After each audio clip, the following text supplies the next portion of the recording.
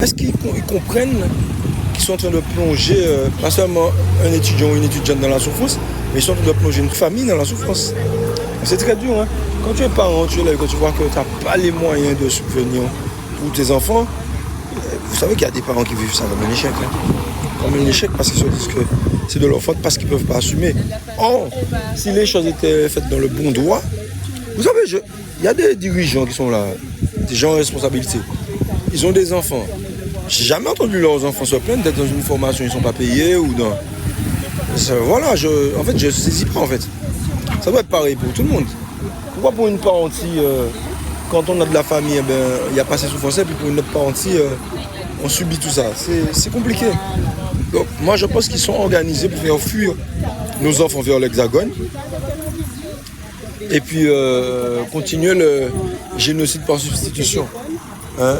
Moi, je pense qu'ils s'organisent très bien dans ce sens-là pour que notre jeunesse puisse fuir et ne pas revenir. Parce que oui, ils partent là-bas, ils font une formation. Mais c'est des êtres humains.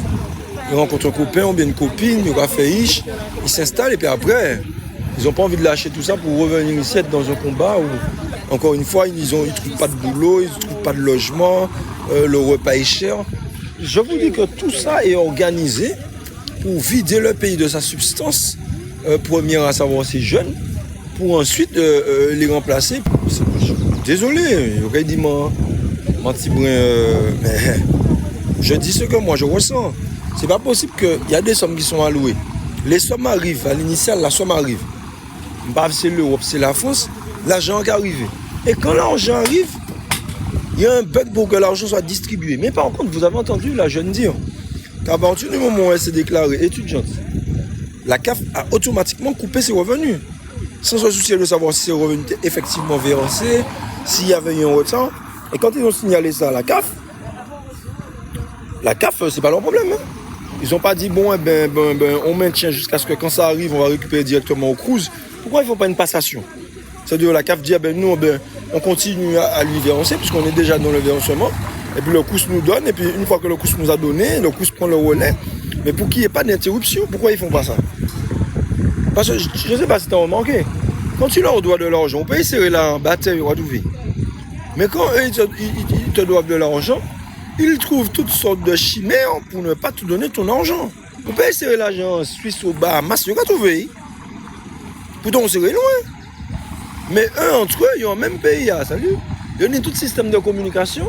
Et il y a un bac arrivé et dit l'autre, écoute, je devais lui donner de l'argent, mais je ne lui ai pas encore donné. Donc, maintiens ce que tu lui donnais là. Et puis, quand je vais lui donner, je te donne le signal pour que tu puisses arrêter. Mais pour le moment, je ne lui donne pas. Donc, ne coupe pas. Il n'y a pas qu'à parler. Il n'y a pas à communiquer entre eux. Mais là, il y a un doigt l'argent. Là, où il y a dans l'argent, il y a pas entre eux. Quand il dit non, on ne peut pas te donner tel truc parce que tu dois un tel. Tu dois mon petit copain par là, tu dois mon petit copain, donc on ne te donne pas ça. Là, il n'y a pas entre eux pour vous bloquer. Mais pour te donner ce qui te revient de droit, respectez nos jeunes. C'est la génération de demain, c'est le futur, c'est notre futur. Donc il faut respecter nos jeunes.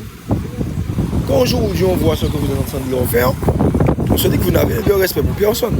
Ni pour nos aînés, ni pour nous-mêmes qui sommes là, ni pour nos jeunes à venir. On ne doit pas respecter personne, on ne doit pas respecter rien en fait.